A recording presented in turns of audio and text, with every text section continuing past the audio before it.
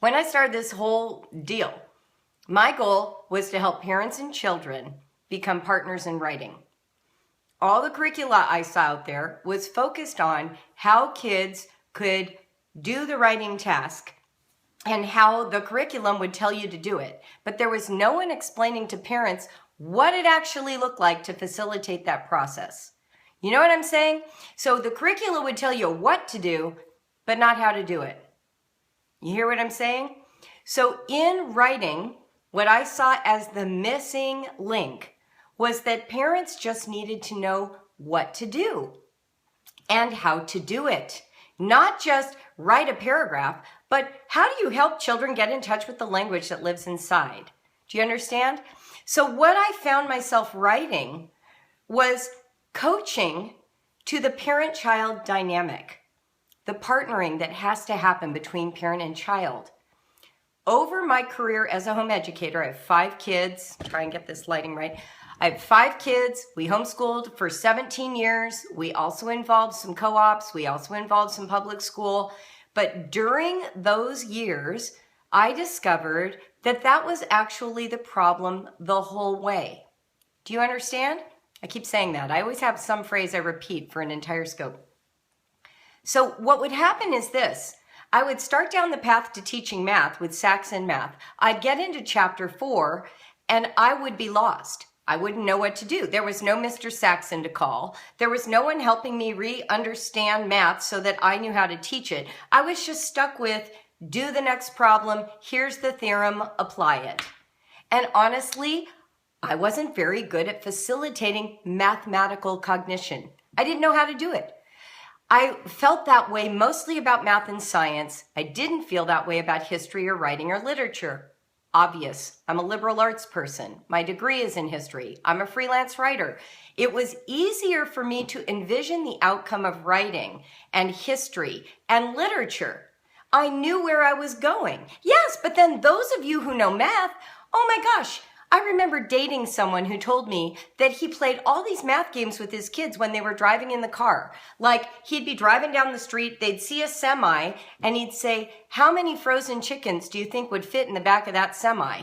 And then they'd start talking about the size of the chicken, the weight of it, how it would fit, guesstimating, right? Like, if you're into math, that's what you do naturally. You know what we do in my cars when we're driving?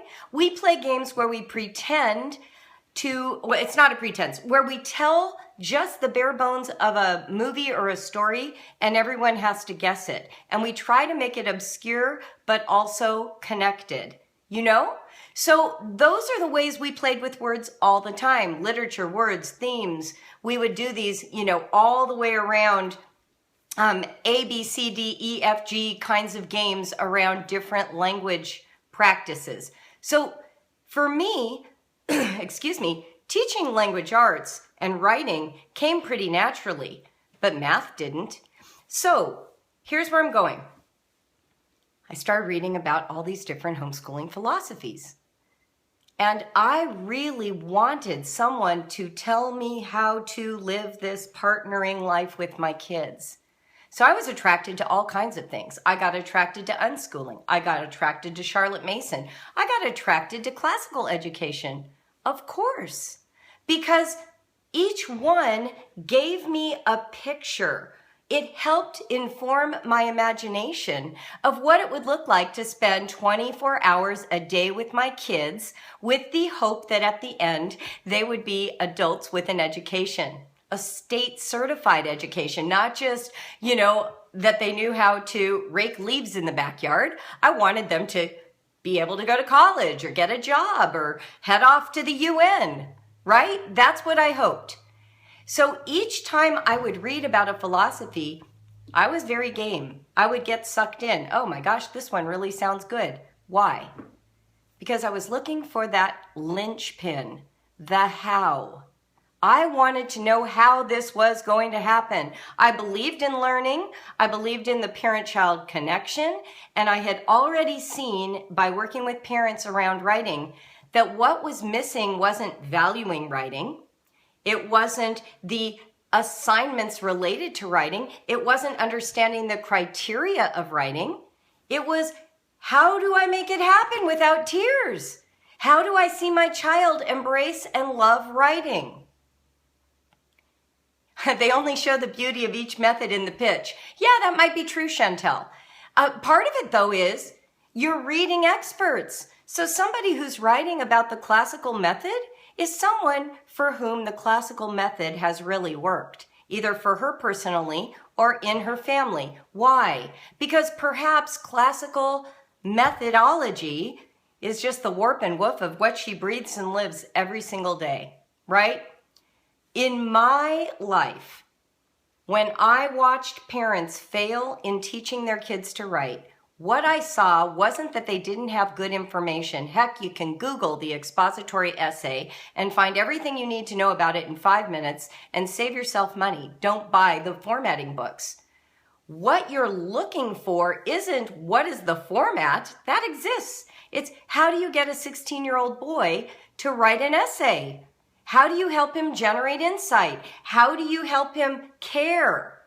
Isn't that what we're looking for? Okay, I think we're on the same page here. I think you know what I'm talking about. So here's what happens. You go in search because no one wants unhappy children on their hands. We have all day long, every single day with these same kids. No break. There's no summer vacation for us. How do you help them even want to do it? Right, exactly. That's the question. How do we do it without coercion or guilt? Or maybe is coercion and guilt the right way to go? I mean, we had the tiger mom saying that you should scream and yell and hold back dinner so that your child could learn to play the piano and end up in Carnegie Hall. I mean, that's a model someone threw out there for us. Coercion is a model that is shown all the time to parents. Punish them, take away. I remember Dr. Laura saying, strip your teenager's room of all bedding and all clothes and, slide a plate of food under the door if they don't cooperate, right? Like, you can use bullying and power over. That's one method that's been put out there for parenting. I don't think it's the one most of us want to use. I mean, you got to live with these kids. They never leave your house. So I was more interested in actually getting along with my children, not World War III under my roof, right? But that's what I'm pointing out. There are all these different ways that people have told us work.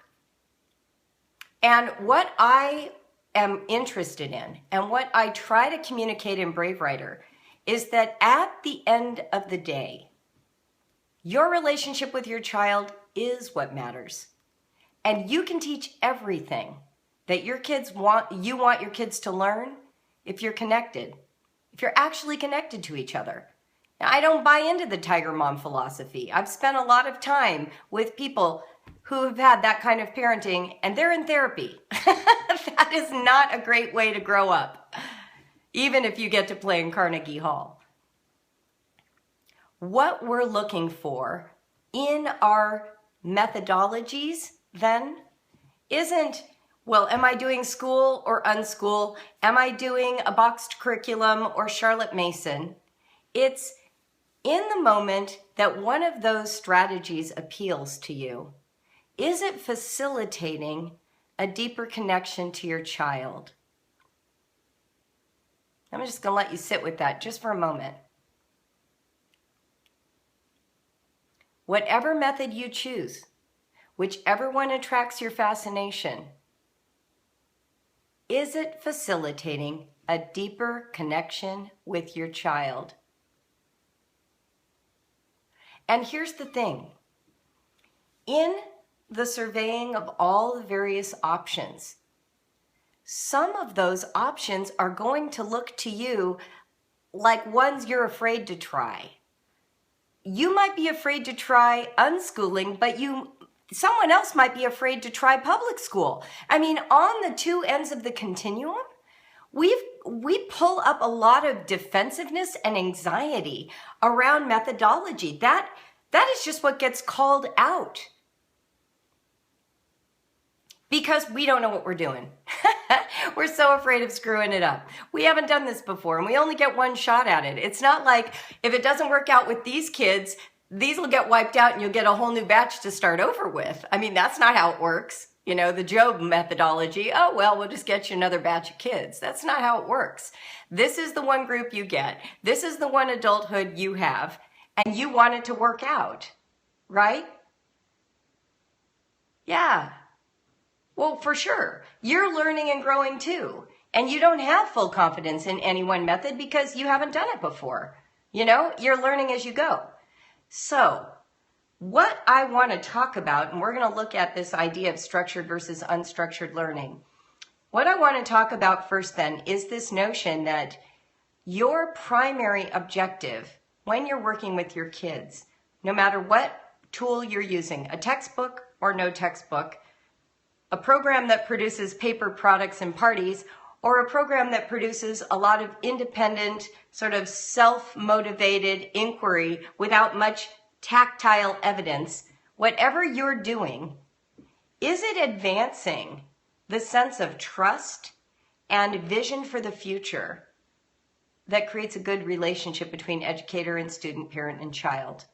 Because all families, whether or not your kids are in school, all parents deal with this. Sometimes we think it's just because we're homeschoolers, but it's not true. If you hang out with parents who have kids in school, you know what I'm talking about. If you go running with them and you listen to their anxieties, you hang out with them at the gym, whatever it is, wherever you meet them, they have the same worries.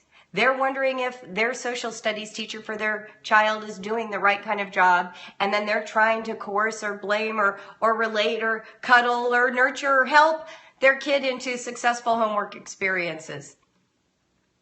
Yeah, advancing trust and vision for the future. That's the goal of all parents. That's the goal of every parent. You want, when you put your kid behind the wheel of a car, to trust them and to envision that they're going to be responsible drivers. You know, take it out of education. That's the same thing, right? Yeah, so somebody brought up insecurity. So here's the thing. What if my child loves one thing and I love another? Well, of course, you have an education, so you have to move toward the child. You have to. You can't take the education you wish you had and expect your child to want it.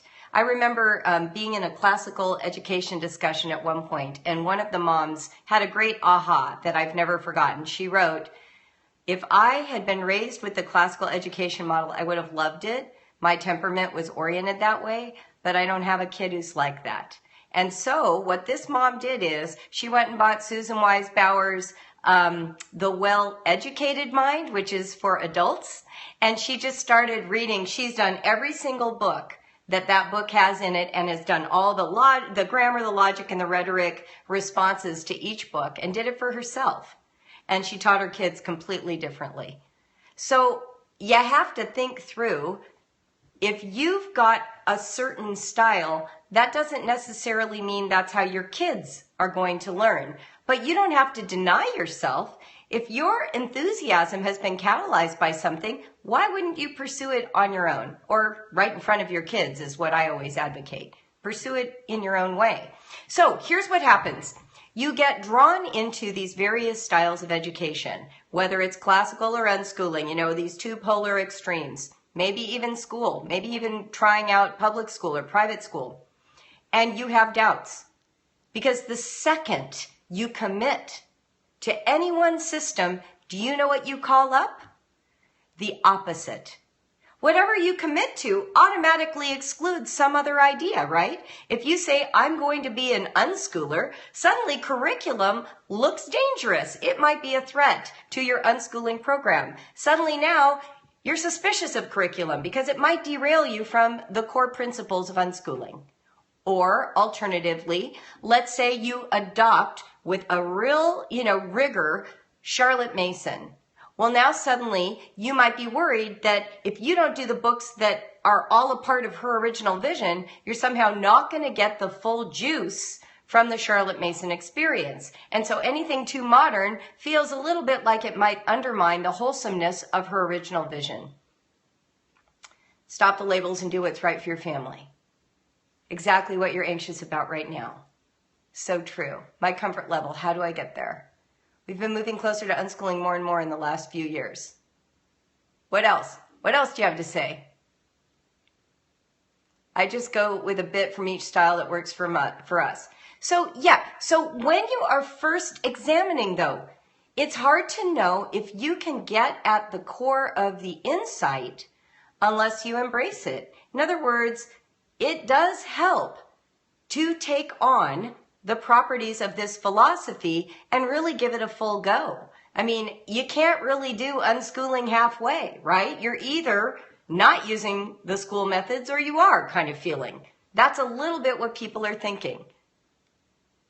My kids do better with some structure, but we end up burning out at some point. Okay, so I got derailed for a moment reading comments, but I'm glad I did because this helps me know where you guys are.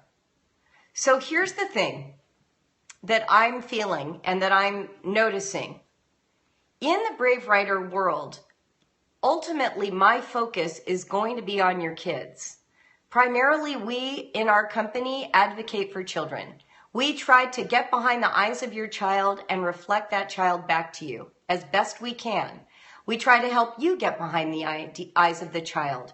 So when you are looking at these various models of learning, rather than trying to figure out what works for you or what seems the most attractive or what's the coolest or what stimulates your imagination only, try to come from your child's perspective as you're reading about it. Try to imagine the impact of any of those models or choices on the child. Does that make sense? I want you to start thinking through your choices with the child as the top priority. Now, we all think our kids are our top priority. How could we homeschool without that as our number one priority? But unfortunately, what happens is too often we are really captivated by what is going on out in the homeschooling world and what is triggering our own development. And sometimes that undermines our willingness to actually hear what's going on with our children. Does that make sense? We want to stay connected to what's going on with them. And here's what I suggest as you're facing these various subjects. Ignore the noise. Oh, well, sure. Kids who have been raised by you are going to be interested in your opinion too. Some of them are. And particularly those who are young. I'm not saying ask a 5-year-old how they want to learn. I wouldn't even ask an 11-year-old. I would just say move into observation mode. Start to put your priority on observing your family and getting to know that dynamic. So for example, when we're teaching you how to work with your kids in writing, one of the first things I talk about is catching your children in the act of thinking. They start talking, you start jotting down what they say. That isn't a lesson, right? It's not like it's in a book and you're going to go do the lesson that says, jot down what they say. And then you're going to write it in this special book. What I'm helping you do is reorient how you think about what writing is and how your kids are already demonstrating curiosity and self-expression and articulating it in language that can be written, preserved, and shared with an audience. So one of the dangers I found when I was working with these different philosophies, for example, Charlotte Mason talking about narration or classical education talking about narration, it felt wooden and false in my family. It just did. I thought it was a great idea. I read the concept. I believed everything she said. I agree. You should be able to say back what you've gotten out of a book. But lining up my kids after I've read a chapter and going down the line and letting each person tell me what I just read turned out to create a mutiny in my family. So I had to come back to, well, what was the aim that Charlotte had and what actually catalyzes that ownership of the material? What is it? What does it? In our family, we found out it was dialogue. It was conversation. It was, I'm getting out of the light here. It was the feeling that I was invested in hearing what they had to say. And it didn't have to happen 2 minutes after we had just completed the chapter. The goal was to find out, have my kids owned the information enough to share it later? Not, did they narrate according to the Charlotte Mason way? Does this make sense? So let's take this further. What if you lack imagination in a specific subject area, like science.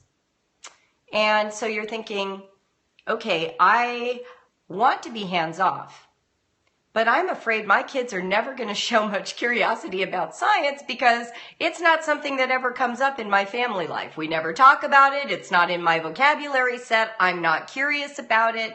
How is that going to happen? Well, if you're an unschooler and you're letter to the law, you might be afraid to interfere. Like science will just sort of magically appear for your child. And you know what? For some families, it just does. Kids have that proclivity. They go in that direction. It happens. You get dragged in. It's perfect. And it shows up. And then you think, why isn't it happening in my family? Shows for other people, doesn't show up for you.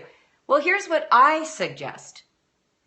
If you want to be the hands-off mother, the kind of person who is unstructured, who's child-led, who's delight-directed, all those things, autodidacts, but you're interested in being that adult that leads them into the big wide world they don't know about, can't you get educated in science? Couldn't you read some books, look into how scientific understanding is created? What are some of those sort of arenas that you could explore and then, strew? I quietly angst, not on them. Yeah, well, they might pick it up. But do you see what I mean? So like what I'm thinking is this. The hardest thing to do is to sit on your hands, to feel bound. Whether you feel bound by structure, got to do the schedule, can't even take Mondays off because my schedule always includes Mondays. And so if there's a holiday, we aren't taking it off because I can't get behind. That's one way you sit on your hands. The other way is I better not interfere. My children won't grow into the learners they should be if I get involved. What we're looking for really is attentiveness, is flexibility, is the ability to navigate and to be open to solutions that right now might not seem like your best bet. Like just being open. I remember when we did birding, Liam and I did birding for years. He really was into it. It was just kind of a serendipitous thing that we both fell into it. And one day I realized, he doesn't want to do traditional biology or science in high school. So we actually did order that massive, thick volume from Cornell Lab of Ornithology. And we worked through some of it. We didn't do the whole book, but gosh, did we learn a lot about biology from what looks like a textbook.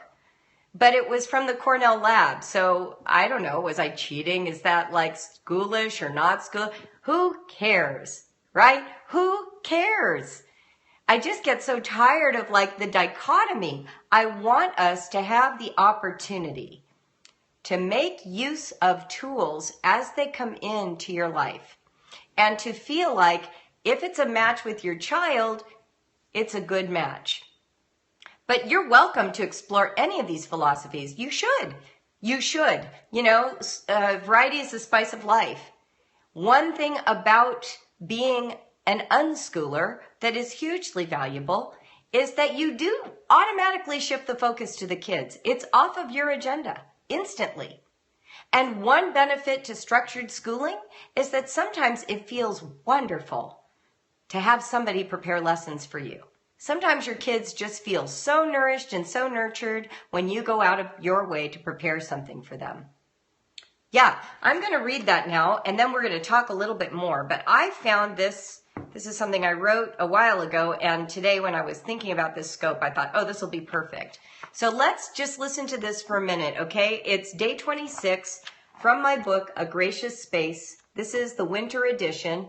You can find it on our website or through Amazon if you want your own copy. Basically what it is it's a daily essay to help sustain your homeschooling commitment. Daily reflections to sustain your homeschooling commitment. Okay? All right, here we go.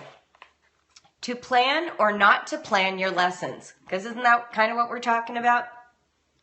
One of the greatest pleasures in life is to have someone else prepare a pleasurable experience for you.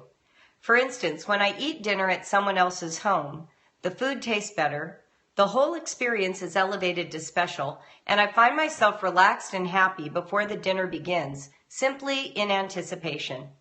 Don't get me wrong, I enjoy making a quality meal too. The tinkering with the ingredients, the paging through the cookbook, the skillful braising and simmering and broiling, these all help me invest in the meal. And I love the feeling of being a confident, competent cook.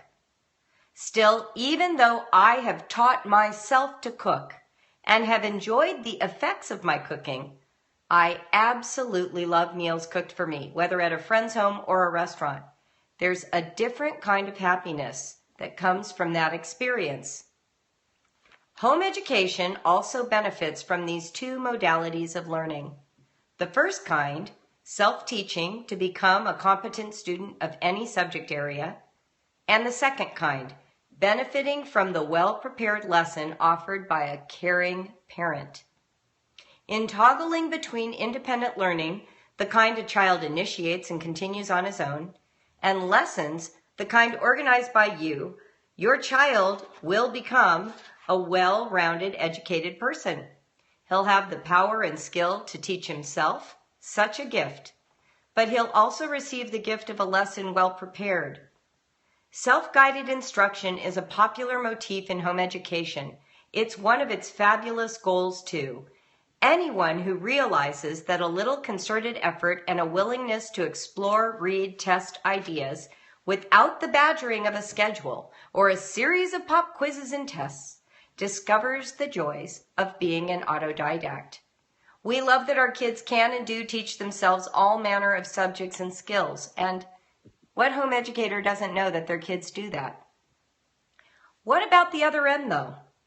While our goals may be to create independent learners, we might also want to consider how especially pleasurable it can be to learn according to a carefully considered plan that a parent puts together with love. Remember the words with love, okay? I'm not talking about lectures and note-taking. I'm talking about a plan. Preparing in advance which books to read and how they will be read aloud in a group or to oneself, considering field trips that might be coordinated with the books, assembling materials for art or science projects that correlate with the time period of those books, identifying music or artwork from that era in history that could be shared to enrich the experience of the reading and exploring, and so on.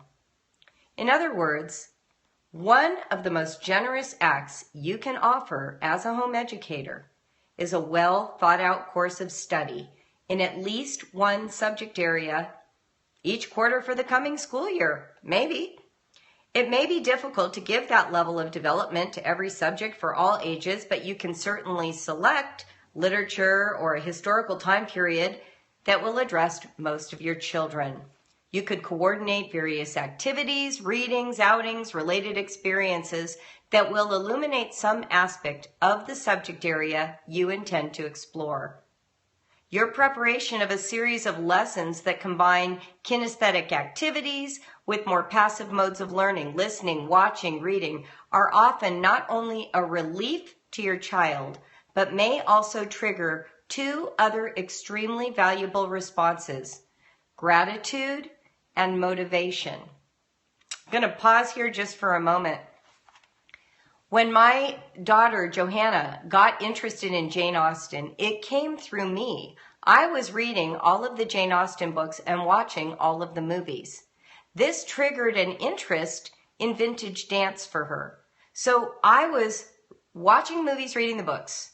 Then she started reading the books. Then she started watching the movies with me. Then she wanted to do vintage dance. I did all the hard work of finding the vintage dance community in our city. I consulted with them to see if we could go for free. It cost money we didn't have. They gave us the responsibility of distributing flyers every Monday in the city so that we didn't have to pay for the lessons. My kids and I carved out an afternoon a week to do that for an entire semester. We did the dance lessons every week. And during that period of time, Johanna also wrote a little novella that was about the Civil War, but matched the story of Emma. This all happened through this weird chemistry of my interest sparking hers, me facilitating and helping her achieve a dream, her taking that and investing it again in what looks like academics. It's this mixture. Like it would not have felt good if she said to me, I want to learn vintage dance, and we just ignored it. Either didn't consider it academic work, or I told her she had to go get the phone book and figure it out for herself. Right? So there is this back and forth. When Jacob got interested in astronomy, I didn't know anything about astronomy, but we started working on it together. I did all the research to help him find a telescope. Then he figured out how to use the telescope and showed me Saturn. Then I cried. Then I took him to our local observatory, introduced him to people who love the sky. Then he taught me about the Perseids meteor shower, and we watched it 2 or 3 years in a row in the backyard, the two of us in the middle of the night. Do you see how it goes? It's not either or. And when we say child-led, yes, there's a child-led element to learning, but there's also a parent-led. But not parent-led like sit at this desk and get it done or you can't play a video game.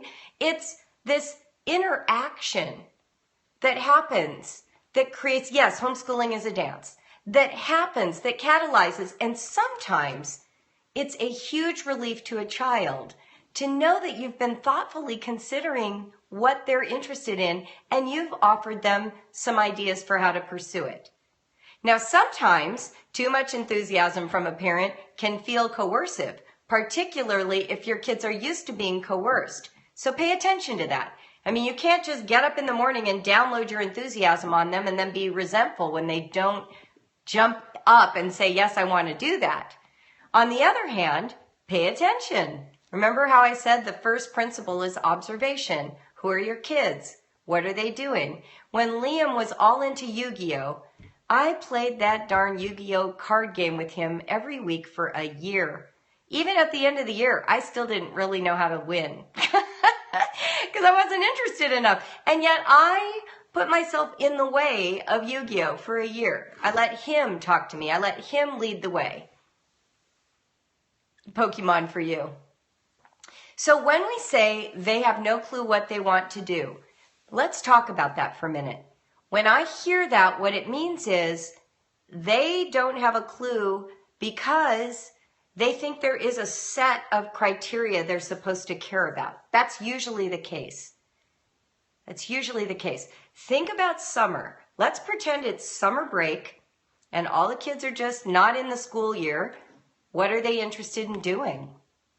What do they want to do? Kids do have things they want to do. They don't want to just lay around on the couch. But a lot of times they're used to restriction. Can't go on the computer except a half hour a day. Can't watch more than one television show at a time. Aren't allowed to go see their friends because it's too long of a drive. Like, if you took all the constraints off, what might they do? Do they just need art supplies? They really want to do art, but they know that if they ask for art supplies, it's too expensive, so they don't tell you. Jacob wanted to go to the space camp in Huntsville, Alabama when we had no money. We figured out how to help him get money. He started a cookie business. He knew he could ask. And then his dad helped him get this thing launched, and it paid for the whole thing. Made thousands of dollars, actually. So one of the things you want to consider, if you think your kid has no interest or they, quote, don't know what they're interested in, it might be that there has been some kind of a cap put over their imagination. And so you want to find a way to take that off. Say if money wasn't a problem, time wasn't a problem, if you didn't worry about what I thought of your interests, what would you want to do? Oh, that was your childhood. No money, never asked for art lessons. Yeah. So we have to think about that. Yeah, and you can leave some room for them to figure it out. You can borrow from the unschooling principle of strewing, leave some things out for them to play with. Yeah, watch your kid, right? Take the cap off. That's right. We use an acronym in BraveWriter called BHAGs, Big, Hairy, Audacious Goals. I wrote an article about that years and years ago for a homeschooling magazine. basically, you can ask a child, especially junior high is a good age, a little younger is probably too young, junior high or high school, what's something, big, hairy, audacious goal? You know, like a big, out of this world, crazy, ridiculous goal. What is it? Well, how can we help you get it? Even get a part of it? Even be optimistic about a piece of it? Yeah. So that's the kind of thing that you want to be thinking about. So when we're talking, so let me now circle around to where I started. When we're talking then about structured and unstructured learning, and we're talking about BraveWriter and me, you know, the coaching community, the Homeschool Alliance, and me, Julie Bogart, like, what do I really think? What do we really want to facilitate in these communities? I only have one goal. Just one. Tune into your kids. Get behind their eyes. There are so many ways to get education into children. First of all, they're going to learn naturally. You can't stop it even if you wanted to. Children in the most dire circumstances figure out ways to learn. I don't know if you read Frank McCourt's book that he wrote, Angela's Ashes. This was a kid raised in abject poverty, disgusting circumstances, parents totally neglecting, no father in the home. And he used to stand outside the window of a neighbor's house to listen to Shakespeare on the radio. This is what happens. Kids are going to learn. They're going to learn. You can count on it. So what you want to do is stay in tune with them. And it is actually pleasurable to have a variety of learning models available to use with your family. All of the great current education thinkers online, and I'm talking about the ones who work in the institution of education, not homeschoolers. I'm talking about educators at the academic college level, at the high school level, the theorists. They all say the 21st century models for education are a multiplicity of designs. Many designs. Kids need to know how to do all kinds of things. In the schools, they're focusing on independence, how they can have more space to be creative, independent learners. We can benefit in the reverse. How can they also learn how to, read readings selected for them and engage with thinkers and go outside of their comfort zone for their learning, to experience what it's like to have feedback on a paper from someone that's not your mother, right? To be a part of a math club or a chess club, to put themselves out there and risk and have to prepare for some kind of natural outcome, whether it is a competition or being in a class and getting a grade. But these various design methods and models will help them be prepared for all the opportunities that there are in the 21st century for their adulthood, for the jobs they'll have. And there's nothing wrong with that. You don't have to apologize for it. Your kids are going to learn so many different things. So yes, if you're totally bought in, you want to do unschooling, please hang out around BraveWriter. If you have this desire to try putting your kids in school and you love what we're doing with writing or just with our community, please hang around BraveWriter. I'm not going to kick you out. There's no right way to do this. But there is your child, and I'm on their team. Am I on yours? Well, I think you know that by now. I'm all about you. I want you empowered. I want you confident. I want you happy. I want you heard. I want you well equipped so that you have the best information to make you rise to the occasion with your kids, to not be petty with each other, to not self-flagellate and criticize yourself for not being somewhere else other than where you are right now. The number one principle in all therapeutic relationships is to start with what's offered. I will always start with what's offered. You tell me what you're about, and we'll do one little thing to enhance your goals and to help the outcome resonate with what you are looking for with your kids. Okay? So that's true across the board. That's true in every space that I facilitate. Now, we're all young. We're all growing. Everybody's still figuring stuff out. It's so easy to feel threatened. It's so easy to feel defensive or left out of the group. My God, that's just junior high. You want to know a funny little story? I was extremely small. I started high school at 4'7". Okay. I was like a second grader when I was in my senior year of high school. When I was in college, a senior in college, I worked as a TA at a junior high, and the principal thought I was a seventh grader, and I was a senior in college. So I've been young my whole life. I mean, small, not young, small for my age.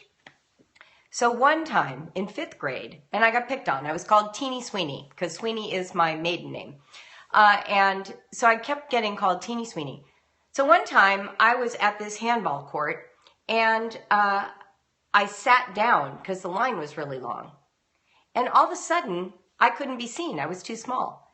And the bully of the whole court just started saying, "Where's Julie?" And I was about to say, "Hey, I'm here." And someone said, "She's not here." And then 3 girls all just started ragging on me, like bagging on me. And I didn't know what to do. I started crying because, of course, listening to people say really mean things about me behind my back, only I'm right there. And recess ended. I got up. And from that time on, it was very easy to believe that people were talking about me behind my back because I had actually seen them do it. You all have a scar like that. I know you do. And so what happens is we get in these groups of women and we think it's happening again. We get triggered. We think somebody's judging us. We think they're saying something behind our backs. We feel like we don't belong or this isn't the community for me. Hogwash! Not in my world. I won't let that happen to you as far as I can. I mean, it might be happening, but I'm not going to do it. And it's not going to happen in my communities. So you need to speak up. That's my charge to you. You need to speak up and say what works for you. And no one else gets to say, I don't feel, let's just drop all the, I don't feel included, or I don't know if this is my community, or they said something about the way I homeschool and now I don't think I fit in. Can we just drop all that? Can we? I love you guys. And you're all remarkable. I've had so many personal interactions with the variety of you. Some of you are like Mary Wilson, I mean, freaking party woman. I never put on a single party close to what she does for party school. Does that mean that all of you have to have parties like Mary? No, take inspiration. Be wowed. Make one pig roll. You don't have to do the entire Lord of the Flies. Just do the part you can. Be inspired by each other. Don't be threatened, right? Yeah, I want to hire Mary. Seriously. Like, she's amazing. But you're all amazing. I watch people all the time. You know, we have Shelly, who's all worried that she's very schooly, and then she starts showing us videos of her children reciting full stories. I mean, so many of you have different ways of approaching the same thing. And you're producing these incredible results with your children. And I have the privilege, this bird's eye privilege, like this grandma view. And I'm like, these are going to be amazing adults. These kids are amazing. You guys are amazing. And some of you are doing it in the middle of marriages falling apart and foreclosures and totally unstable lives. And you're still rooting for your kids and hanging in there. And you're doing, okay, listen. Some of you are sad because you are doing a style of education that is not your highest choice, not the one that you want, right? You're like, I have to do this because my life is falling apart and it's not really my optimal goal. Can I just say, brava, it's gonna be okay. It is. My God, I put my kids in school during a divorce. Life is like that. It's not ideal. It's going to be okay. Because if you stay tuned into your kids, you will pick what works in that moment. And you won't shame and blame yourself for failing to live up to your ideal. Do you see what I'm saying? Don't add chaos and pain to your life by judging your choices. You're making them because of all the circumstances that come together. and require that of you. And just know that your kids are among the most privileged human beings on the entire planet. I was just in a third world country. Do you know how lucky you are to have all these choices? To have warm, air in your house, clean food in your refrigerator, and books to read? God, if you just did that, you're ahead of the game. You're ahead. There's no rush. They can go to college anytime. I know people who didn't go to college till they were 30. Noah is 28. He's finally getting through college. Is he less of a person because he didn't go at 18? So sure, play with unschooling. Why not? It's like a great big toy. Play with it. Have fun with it. See how far you can take it. Use structured schooling. If everybody's doing great, why would you throw a homemade hand grenade into the middle of the living room and ruin it? Enjoy it. Be happy. Tell everybody of your happiness. And can we then all celebrate each other's happiness? Or each other's attempts? Or support each other in each other's failings? It's okay there too. If something's not working, or you tried it and someone else tried it, it worked and it didn't work. Oh my God, we just got to be done with all this. Homeschooling can be so dang polarizing, and we need each other. We need this community. You can't do it alone. You need each other. So let's try and really be nice. I want to be in a community of nice people. I've been on those email lists where you get harangued for word choice. I just don't, it's not me. It's not how I think life feels good. You can't do it alone. Okay? Those of you coming to the retreat, we're going to have a big hug-a-thon or something, because everybody is precious. Every one of you. Yeah. And you're just all working it out. So structured, unstructured, I don't know. I've done both. I like how my kids turned out. Isn't that the goal? Yeah. Someone's asking if the retreat is full. So yeah, it's sold out 2 days, but we are still taking registrations. And I think Cindy knows what the numbers are right now. But yeah, feel free to sign up, because we've had people drop out. That's what happens. So we haven't done a big announcement, but we keep allowing people to register, and it's just amazing how it just keeps staying at the exact right level. So if you want to come, BraveWriter.com/retreat will take you to the page, and you're welcome to register, and I'm sure you'll be fine. Yeah. We're getting ready, actually, to send out some treats to the retreaters. Cindy and I are going to get on that this week, so that should be really fun. Okay, let's see what time it is. Almost an hour. I will take a few questions, and feel free to hop off. I know some of you have been on for what feels like hours. Thank you. I needed to do this today. I was agitated, and I love this community, and I do not want to see it devolve into factions. There's no reason for it. You guys are awesome, all of you. And everybody's just growing the best they can. Okay. So basically what happened for me today is just a weird confluence of things. I was receiving a lot of messages in various spaces, some from the Alliance, but some in email, some through Instagram, weirdly over the last week. And there was just sort of this, well, what is BraveWriter? What happens is, so here's what happens. I start sharing on Periscope. We start creating more of a consolidated community than we've ever had. Because before it was like the blog, right? So people weren't meeting each other. So now we've got this Facebook group called Bravescopes. We've got the Alliance, which is my coaching community. And instead of it just being focused on writing lessons, we have people discussing homeschool philosophy. And so what ends up happening is everyone instantly is trying to find community with people who see things the same way, because we don't know what we're doing. And it feels better in a herd. You don't want to do it alone, and you want to know you're doing it right. And so it's very easy when I say, okay, here's this big tent, we all can be in it, to not feel like you're in the tent when someone pops up and says, well, actually, this is the way I do it, and it looks totally different than how this person's doing it. Do you see? And I refuse to articulate that there's one way to do it, because for me, like I said about teaching writing, it's the how that matters. It's the understanding of how to facilitate that kind of relationship with your kids. Would love tips on how to use different methods for different kids concurrently. Okay, so I actually have lived that, so I can give you a few tips. So the first thing to do is, I think my morning routine scope is probably my favorite one that I've done.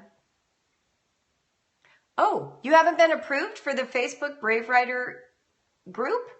Email me. Let's make sure that you didn't accidentally get ignored. Sometimes when I'm on my phone, I hit the wrong button.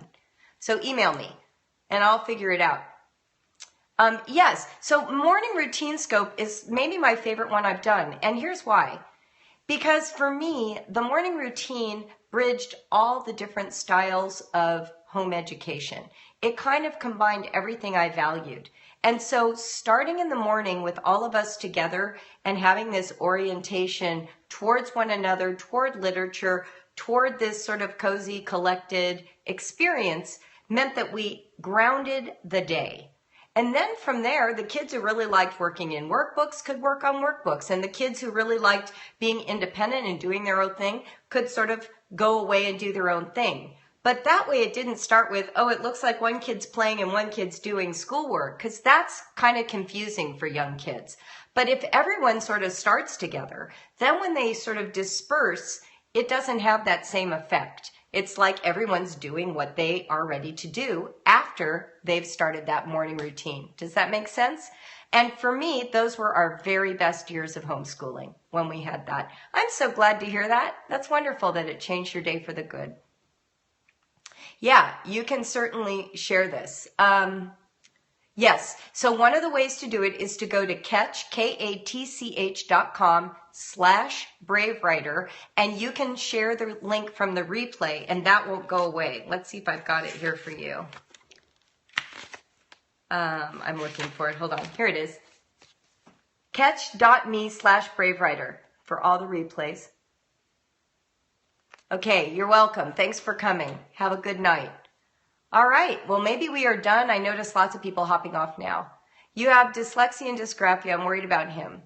Yes, I did. My son, Liam, had dysgraphia, and Noah is ADD. We are going to do another special needs scope. There's one with my friend Rita on the Catch replays that you might enjoy watching that addresses some of that. Yep, but we'll be doing more of that, especially as the year goes on. Thank you. Okay. Well, this was great. I will try and come back and scope again later this week. And if you are interested in, her name is Rita Savasco, and it's one of the Catch replays. It was fantastic. Great scope. She's a specialist, speech and language pathologist. Yeah, copywork and dyslexia one. That was it. Yep. That's the one. I will try and scope more this week. If you're interested in BraveWriter online classes, our spring class registration happens a week from today. I'm going to do a scope on online classes later this week in case you're interested in those. All right. Thank you, everybody. Yeah, katch.me/BraveWriter. Yep. Okay. Oh, thank you so much. Here is the Brave Scopes group for Facebook. And feel free to join. We have a lot of people there of all different kinds of homeschool. Okay. Thanks for all the hearts, everybody. I really appreciate it. All right. Have a good night. I'm going to watch The Bachelor. I don't know about you. That's what I do after a stressful day. I eat chocolate and watch The Bachelor. All right. Love you all. See ya.